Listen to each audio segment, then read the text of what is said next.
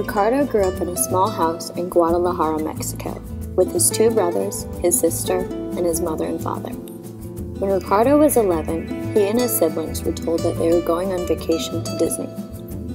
He and his family took country buses through Mexico and then continued all the way to Winston-Salem, North Carolina. Their journey stopped there. This was not the family vacation Ricardo and his siblings had hoped for.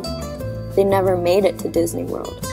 His father wasn't making enough money as a general practitioner in Mexico, so he fled the country to live with his uncle's family. Life had changed for Ricardo. It was something new. He faced some difficulties growing up with the language barrier, but the schools he attended focused on helping students who didn't speak English. He was in the English as a Second Language program, which helped him assimilate into the culture. When Ricardo was in 11th grade, his father passed away. His father had been working on getting documentation for his family, but after he passed away, there was no hope for gaining documentation. The lack of documentation posed a problem for Ricardo, especially since his visa had expired. He would have liked to have attended college in the United States, but it was out of the question. Although he received 2 full-ride scholarships to Winston-Salem State and Wake Forest, he was unable to receive the money because he didn't have a social security number. Ricardo didn't remember much of Mexico, so he didn't miss it. He had a new life and new friends in America and had no desire to return to Mexico. But his life plans changed.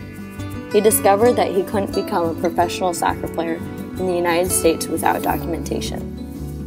At the age of 19, Ricardo decided to go back to Mexico with the intention of pursuing the goal of becoming a professional soccer player. He took a plane to Mexico, and everything was so different.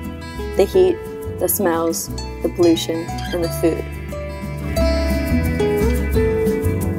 Unfortunately for Ricardo, his dreams of playing for a professional soccer team were crushed because he was too old to start playing. He ended up getting a job as a translator for a mortgage company, but he worked many hours for very little pay. The price of everything in Mexico is the same as the States, but the workers are paid much less. Ricardo's journey back to the United States was a very lucky one. He took a plane to the border and stayed with a family he had never met. He found a man who could help him cross the border. This man was able to travel across the border with no issues, but Ricardo didn't have documentation, a passport, or a visa. All he had with him was his driver's license. He stood in line. The wait was nerve-wracking. Finally, it was his turn. He said to the official that all he had was his driver's license. The official asked him many questions and asked where Ricardo was born. Ricardo claimed to be born in Winston-Salem. By some miraculous stroke of luck, the official allowed Ricardo back into the United States. Right now, Ricardo's future is up in the air because his license expires on his birthday next year.